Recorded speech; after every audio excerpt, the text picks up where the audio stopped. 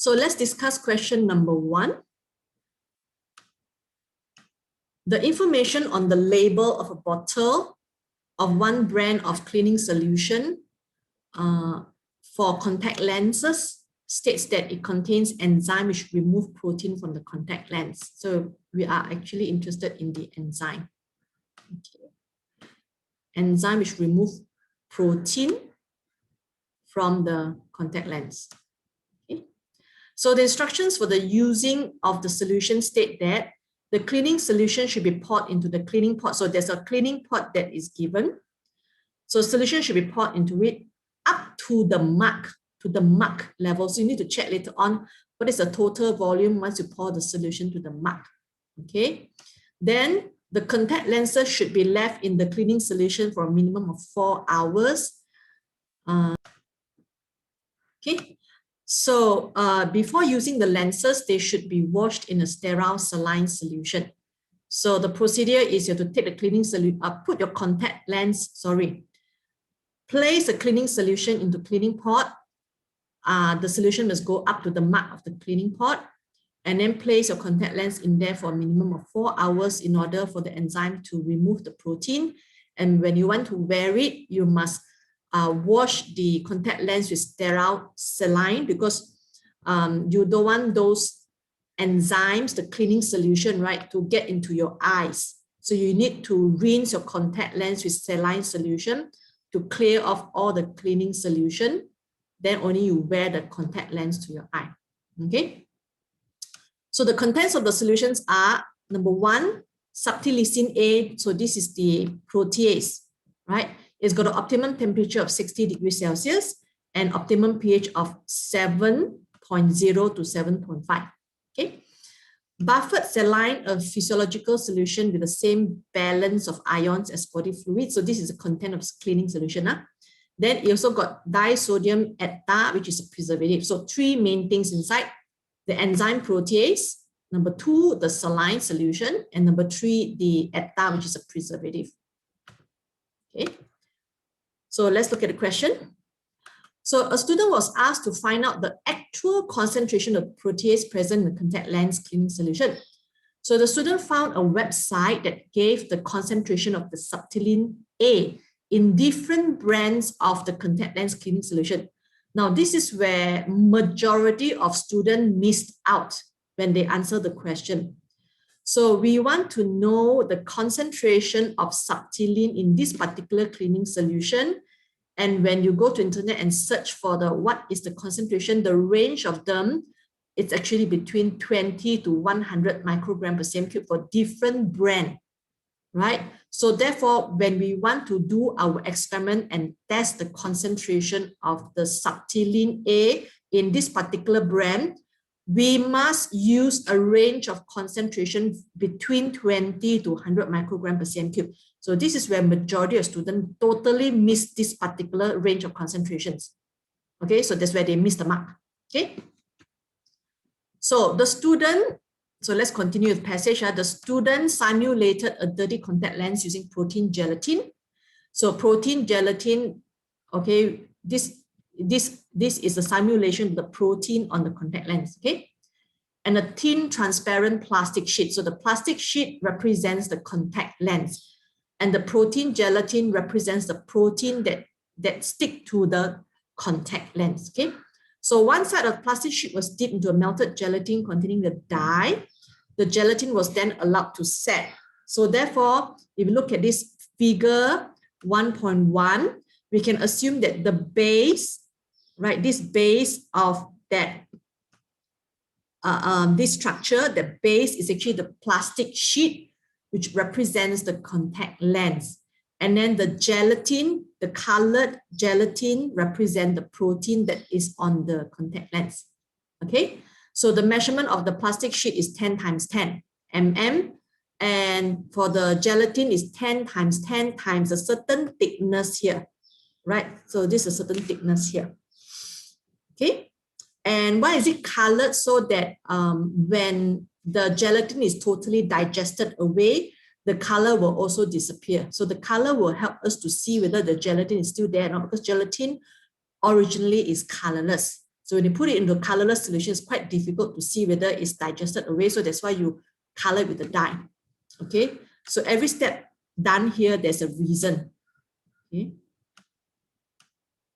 So the student tested the activity of subtilin A. So, activity of enzyme is how fast the enzyme digests that particular substrate. Okay. So by recording the time taken for colored gelatin to be removed. So the digestion is stated at time taken to be removed, leaving the only transparent plastic sheet and nothing else. So gelatin is gone. Okay. So figure 1.2 shows the setup of the experiment. So which means to say that since it is already shown here, when they ask you to design experiment, you don't have to write again because everything is shown here. So you don't have to write again. Even if you write also, there's no mark because everything is shown here. They will not give you mark for anything that in the question or in the passage of questions already given, right? So you must write something that's not there. Okay, then only you will score. Okay, so A, the student made a stock cleaning solution containing, so stock solution containing 1 milligram per cm cube of subtilin A. Now I realize a small number of students, they do not know the meaning of the word stock solution. Okay, so therefore when they have prepared the diluted solution, they still call those diluted solution as stock solution. Pour a stock solution of 0.5 milligram. So that means they do not know the meaning of stock. Stock means the original concentrated solution that you have prepared. So over here, it could be you take the powder form of the enzyme and you measure the mass and you make it up to a certain concentration. So that is the concentrated solution. So in order to make you understand, I have actually go and find out chicken stock. Okay, so why do we call this chicken stock? It's because when you want to cook the soup using chicken stock, right, you take 1 cube or 2 cube or a few small, or 1 teaspoon or half teaspoon, and you add water to dilute it. So stock means concentrated. Okay, so you only got 1 stock solution. After you dilute, you no longer call it stock solution. Okay. So that's the meaning of stock. Okay, right? So you start off with the stock solution, which is 1 milligram per cm cube of subtilin A. And then it also contains disodium ester and buffered saline solution because that are the 3 main components of your cleaning solution, right? The subtilin A, the ester, and the buffered saline solution. So these 3 things must be there. When you do experiment, these 3 things must be there, where majority of students don't have these 3 things. That's why they lose the mark. Okay, they use distilled water. The disodium ester and the buffer solution were the same concentration as used in the trials. So that's very important. Okay. So this solution was used to make a range of concentrations that could be used to find the concentration of subtilin A in the contact lens cleaning solution. Okay, so part 1, describe how the student could dilute the stock solution to make a range of concentrations used in their investigation. So the student decided to make 50 cm cube of each concentration. So that means to say, first thing you must know that, okay, what method of dilution I'm going to use, because I've got 2 methods that I've learned. So it's either called the proportional dilution, which is also called simple dilution, or serial dilution.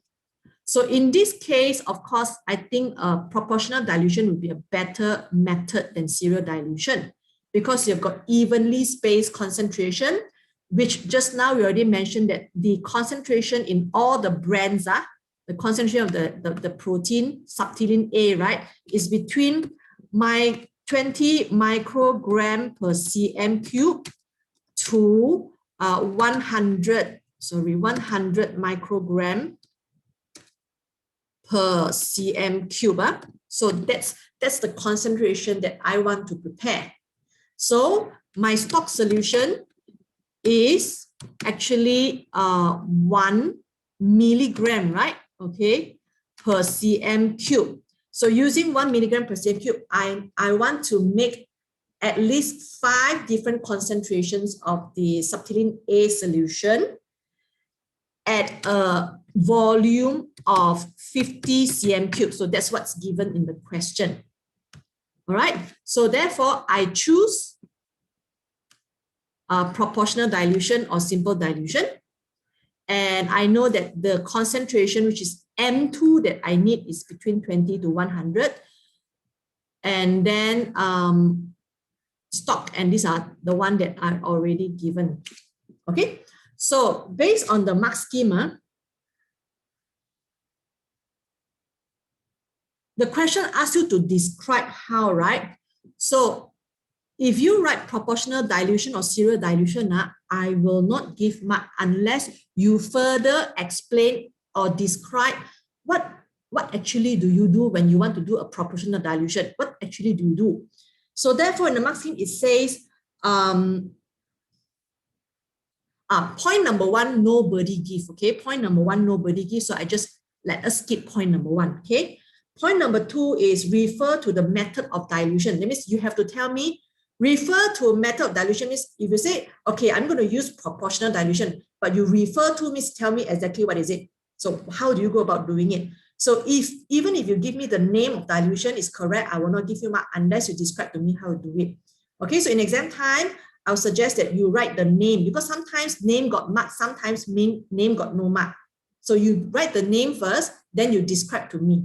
Okay, so after I write proportional dilution, then I'll show how do I do the proportional dilution. So I can draw a table. I prefer to draw a table to illustrate which is the best, because M1 V1 is going to M2 V2, right? So maybe I'm going to write that in the proportional dilution, the number of mole of the stock solution is equal to number of mole of the diluted solution. So number of mole of the subtolene A in stock solution will be exactly equal to number of mole diluted solution, because no matter how much liquid I add in, saline I add in, the number of mole of my subtolene A is still the same.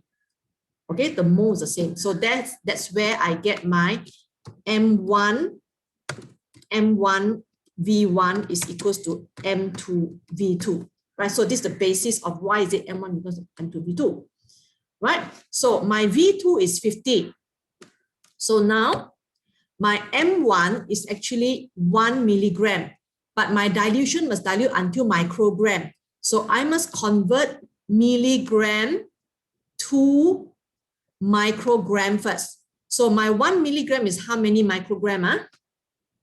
You know how to convert, right? Okay, milligram is 10 minus 3. Microgram is 10 minus 6. So the difference is 3. So it's 1,000. Okay, can write, no? Okay, 1,000.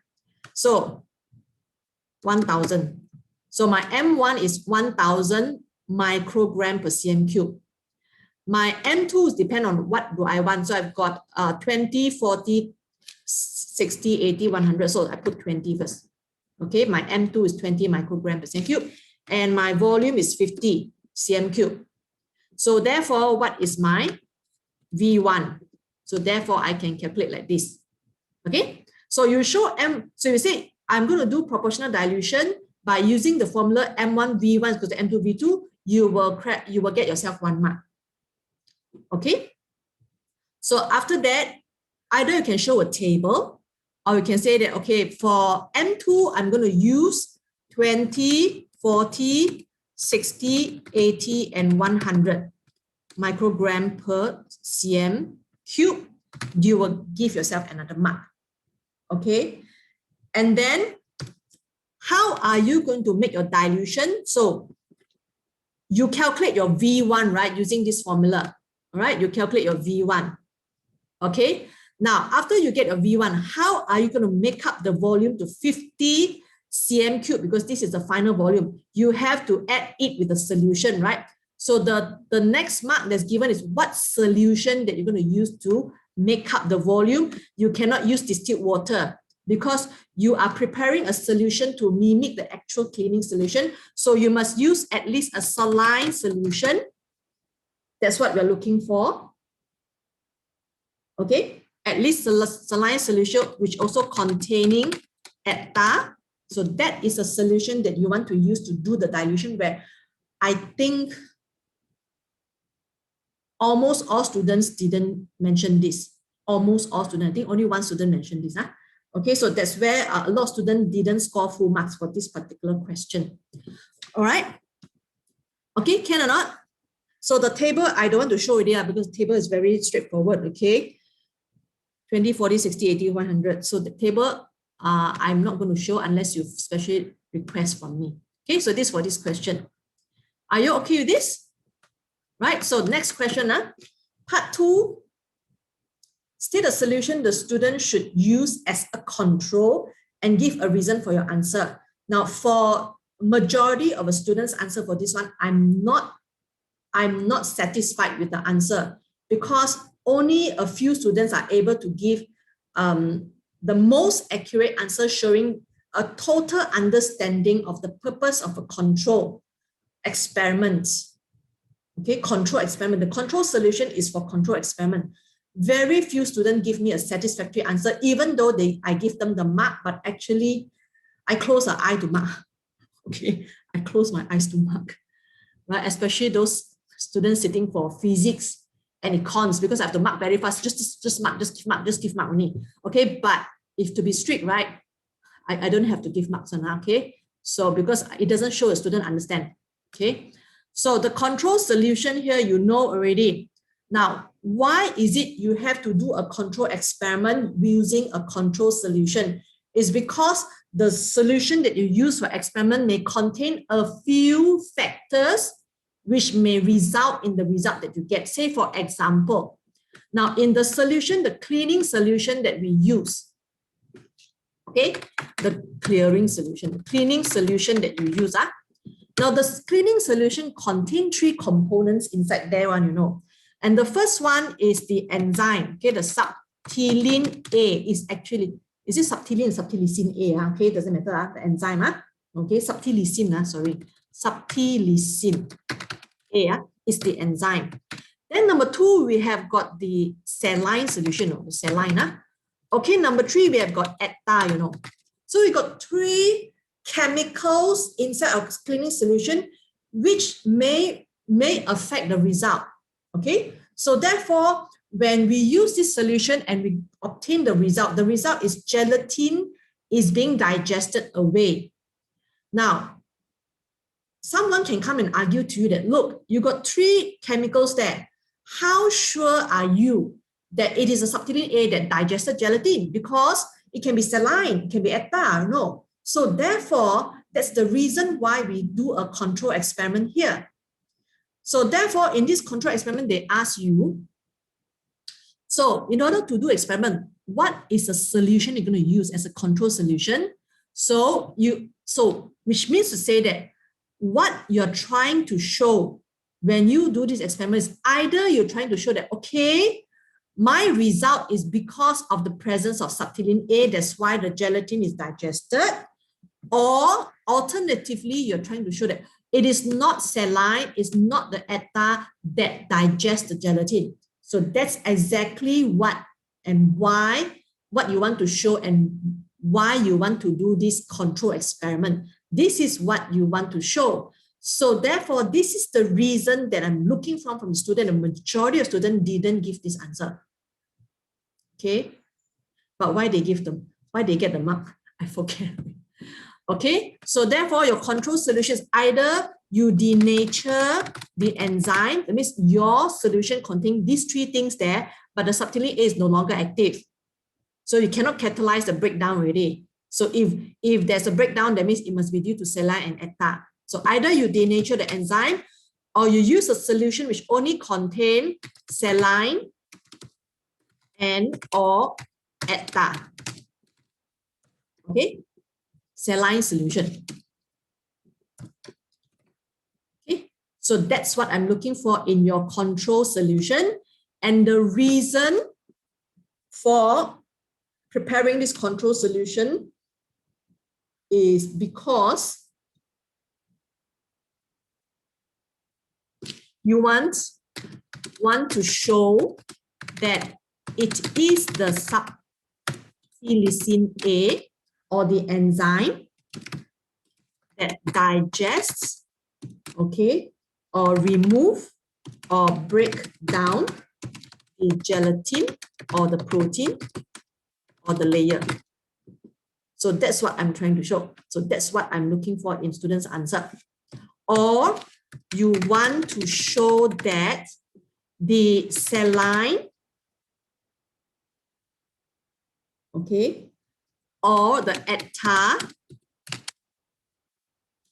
in the cleaning solution,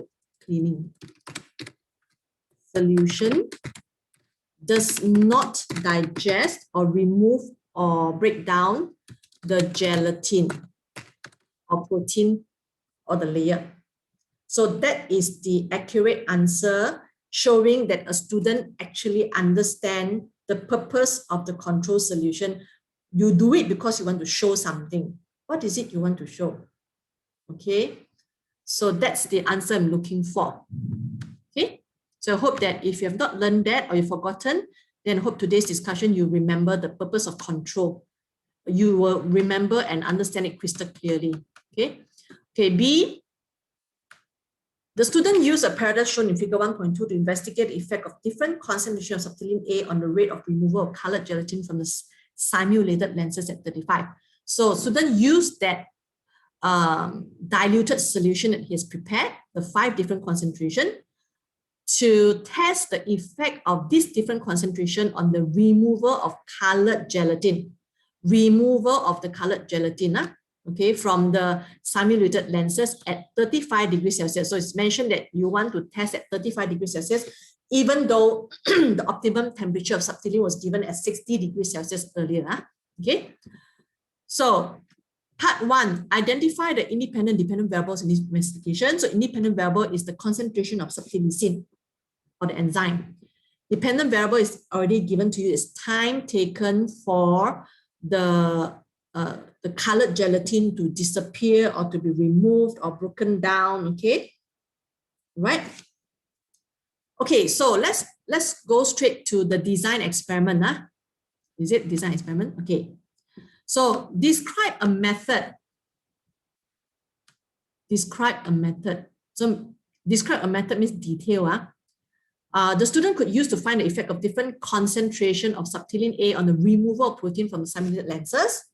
Your method should be detailed enough. So they even say it must be detailed enough for another person to follow, and should not repeat any details from A part 1. That means how you prepare the 5 different concentration of the subtlysin A. No need to mention again. Okay, but I think there is one student who still write the same thing. So why are you doing something that the question already said no need to do? Because you write also, you don't get any marks. Okay, might as well save the time to write something that you write, you can score marks. Okay, so total how many marks here? 6 marks, right? Because 2 marks already given earlier on in preparing the concentration.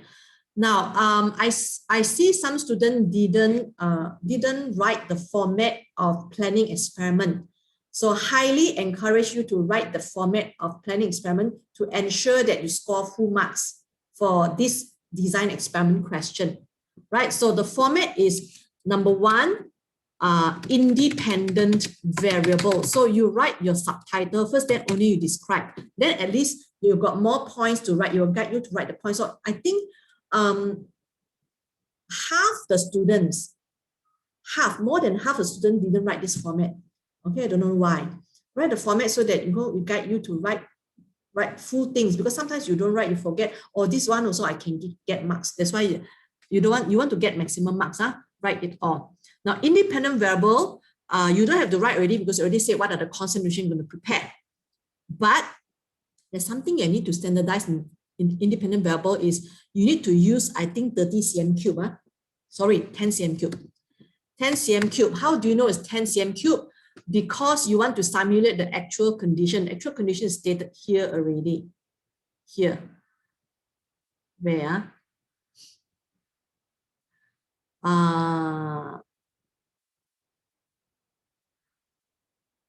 Okay, where is this?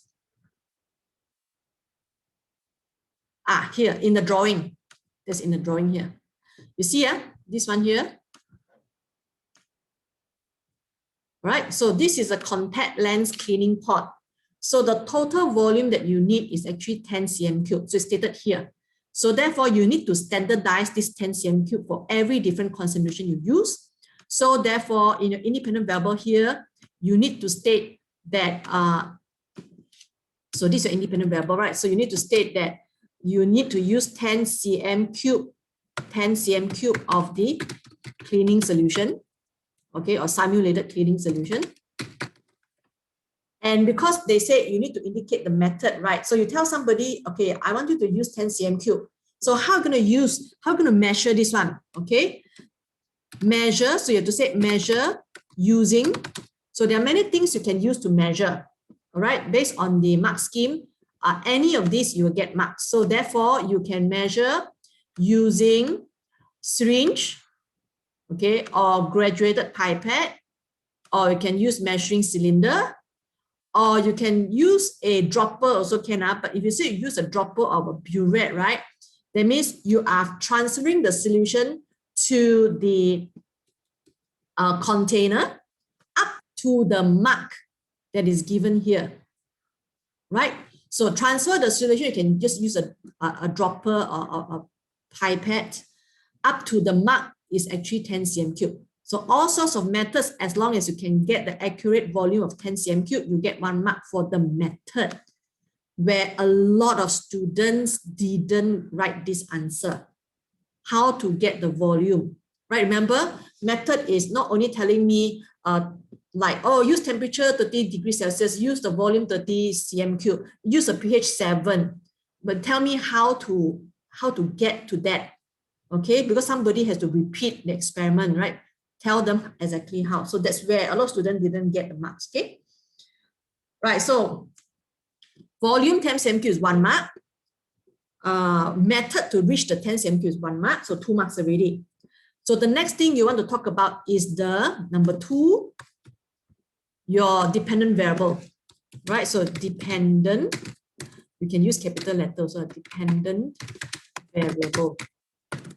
Okay, so dependent variable is actually, you already mentioned earlier, they asked you already, the dependent variable is actually time taken for the gelatin to disappear, the gelatin color to disappear, okay? So you write this one, you don't get any mark, okay? But how do you measure the time? So use a stopwatch, okay, to measure time taken for gelatin to disappear, okay? So that's 1 mark. How do you measure?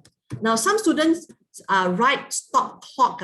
So when you write stop clock, I actually initially put it as wrong because I do not know what is a stop clock.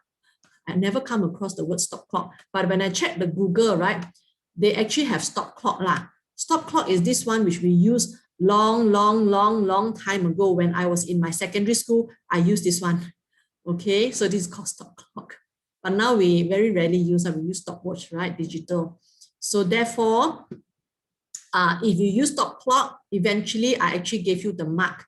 And I also WhatsApp all the classes and ask you to let me know if I marked you wrong for stop clock, and ask you to let me know so that I can rectify and change the mark before I submit. But now I've submitted, no changes can be made. Okay, tell me now also I cannot change already, because time out already. Okay, so that's that. Let's move on. So question part 3 is the standardized variable. Dependent variable. Okay, standardized variable. A lot of things to standardize.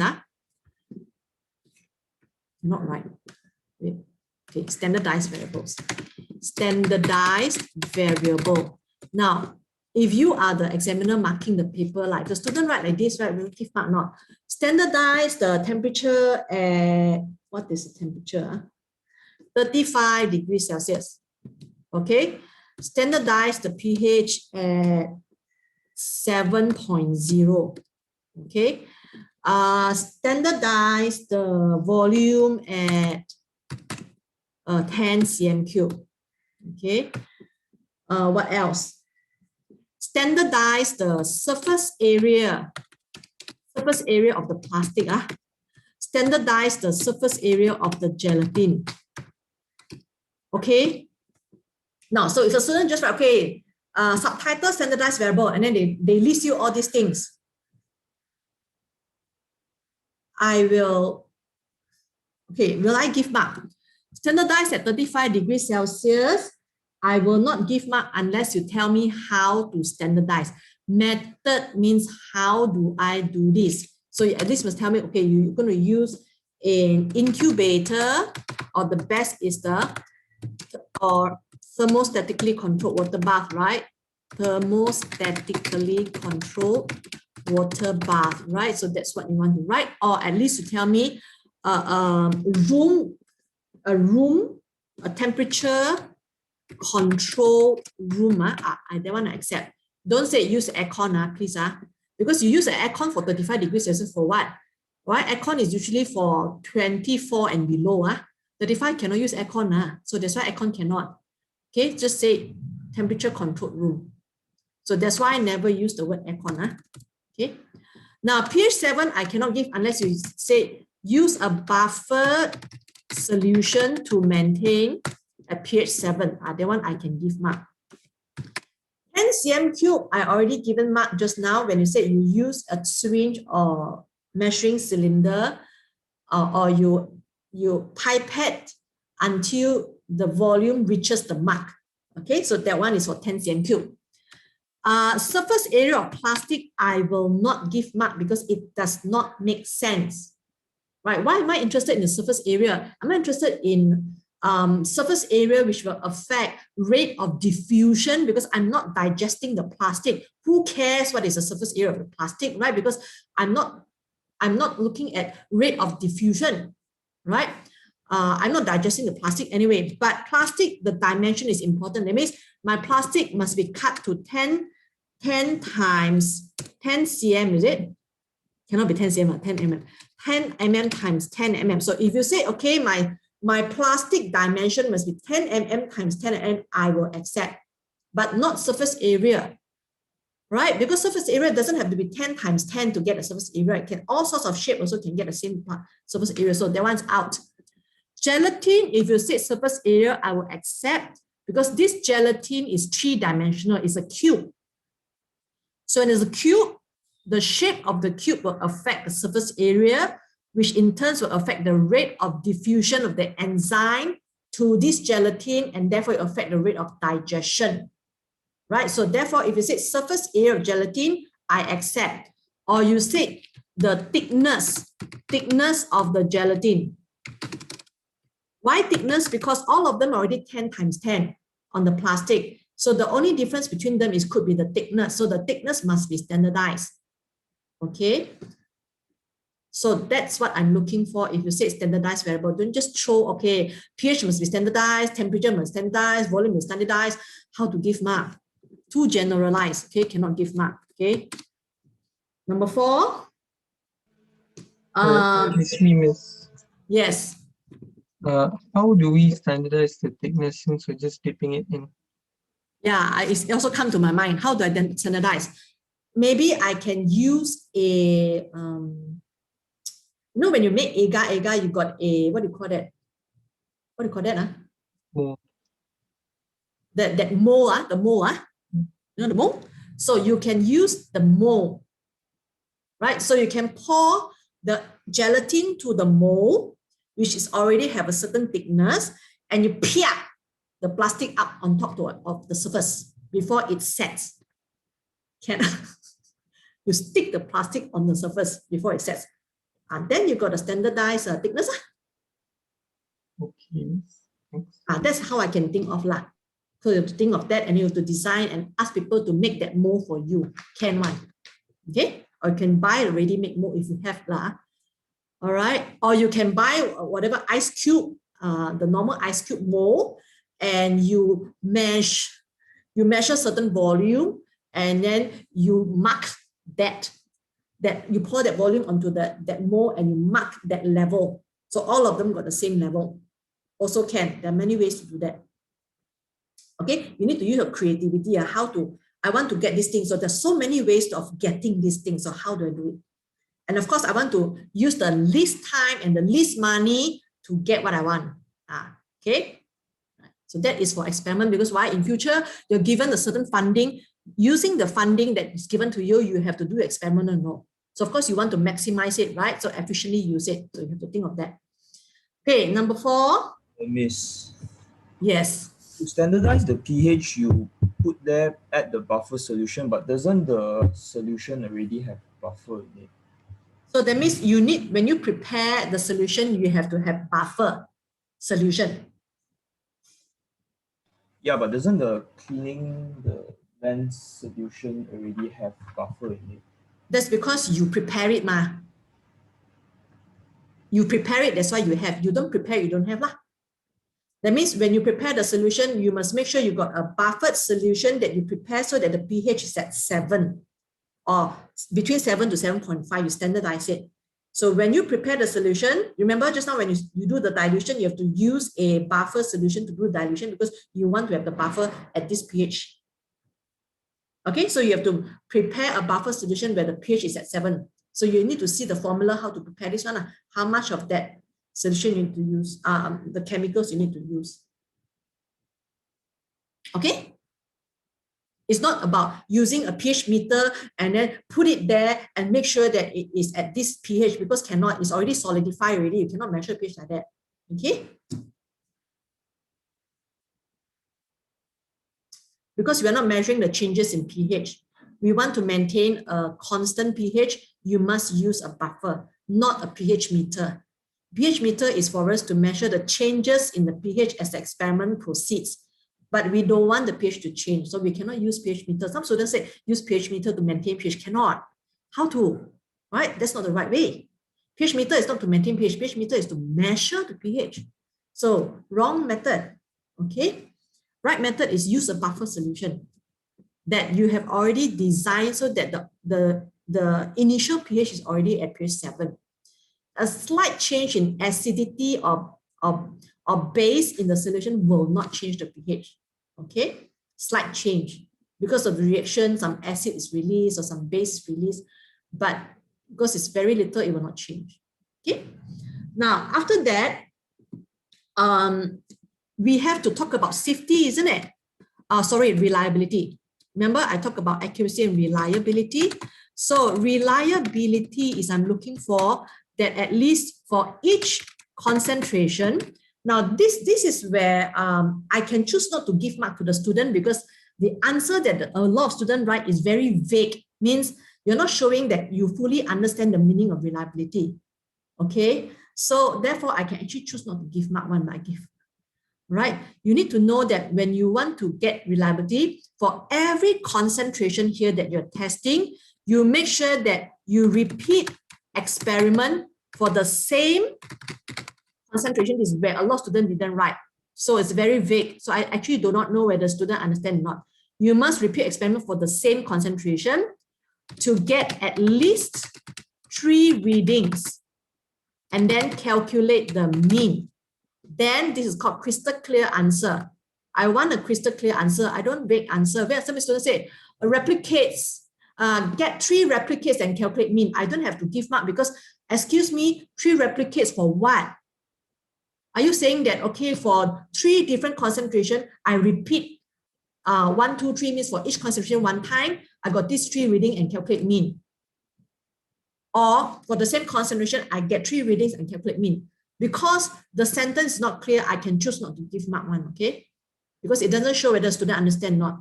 But I assume you understand and give mark, okay? But to be strict, I will not give mark, okay?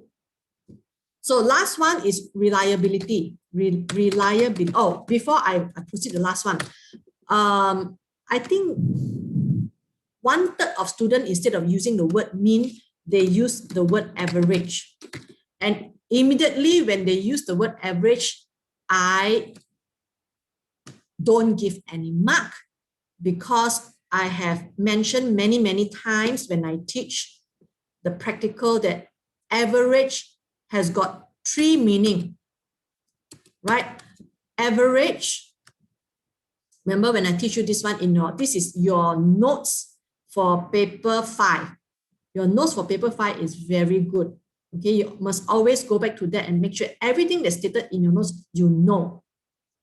Right? It's stated that students should know how to calculate this. Now, how come there's no word average here? How come there's no word average here? It's mean, median, and mode, because average, mean, median, and mode is a subset of average. It means this entire box represents average. All these 3 are average. So when you use the word average, right, how many percent are you correct? Right? Average includes mean, median, and mode. So therefore, if you use the word average, right, your answer is only 1/3 correct. So as an examiner, if it's a 1/3 correct, 2/3 wrong, do you give a mark or not? You won't give a mark, right? So why is it you want to use the word average when you know that average is mean, median, mode? Why not you use the most accurate word, which is actually mean? Mean means for all the readings that you take, you add all of them up and you divide by total number of samples you've taken. It's called mean. Right? Every one of them got their different meaning and different formula. So you have to choose the most accurate word. You know, I feel like whacking the person's head, because I already mentioned so many times, students still prefer to use the word average. I do not know why. Okay, I do not know why. You already know how to write your word to score full marks, but you choose the easy way out. Means I don't care, I don't want to learn new things, I prefer average. Then okay lor, then you don't get the mark lah. Okay, I mark your paper, I get say, luckily no some jong bang, understand, I'm still here, very alive and very healthy. Keep saying, oh. Okay. So this after teaching the student and the student still writing the same old thing, cake saying, oh, understand? Okay, you all please translate for Mutu the meaning of cake saying, oh, okay. Okay, so that's the last one. Last one, a lot of you actually mentioned is good. The last one is, I've got number 1 already, so this is called safety, right? Safety, a lot of students say this is actually a low risk experiment or investigation, low risk, okay, which is low risk experiment. Because there's no acid, there's no base involved, okay, there's no volatile solution involved, so therefore, and there's no fire involved, so no knife involved, okay, so it's low risk, okay. But some students may say wear goggles. Now I just checked the maxim, I realized that if you say wear goggles, no mark one. Goggles, wear goggles or wear gloves, okay. Wear goggles, wear glove, wear mask, no mark one unless you tell me why you want to wear. What are you going to protect yourself from? Okay, so wear goggles must come with Anna, and means you must tell me wear goggles to protect exposure of skin or eye or face, okay, to what chemicals are talking about? The toxic chemical, like what? Maybe ETA is toxic, okay, and the enzyme or allergen, which is actually the enzyme, okay, because our skin have protein, right? Okay, so anything from our body definitely got protein, lipids, carbohydrates. So any enzyme that can digest this may actually, it may not cause allergy, it may actually digest those components, right? So you want to protect your skin from being digested by the enzymes, okay, or discomfort or toxic chemicals. Then you say that's why you need to wear this. So you check your answer. If you didn't give me why you want to wear, then please minus 1 mark, okay, not minus 1 mark. Minus 1 mark, correct, because I've given you 1 mark, right? So please minus 1 mark there, okay? So therefore, your answer, can you see your answer must be so crystal clear why you're doing this, how you're doing this, what you're going to use to ensure you get that thing, the measurement. Everything must be written in your design experiment, okay? So I hope that all of you can score full marks or beyond full marks. I mean, so many points are correct that the examiner got no choice but to give you full marks, Okay, overflowing marks for all of you. All of you can achieve that one. Okay, all of you are very, very good. Okay. State as this one to draw. Okay, next one. So here they ask you to, the student plotted a graph of the result. So they ask you to complete this graph by adding the labels, including the units. So they state very clearly, but some students still don't give the units. I don't know why. Okay, label and units, and also the shape of the curve. So this is using your theory from AS, right? So you know that, okay, for your x-axis must be independent variable, which is the concentration of the subtlysin A. And of course, you must have unit, right? So unit is in microgram per cm cube. So right there. And then for your y-axis is the time taken for the gelatin to disappear. Okay, and therefore the time taken, it can be in second, it can be in minutes. Okay, but not hour, right?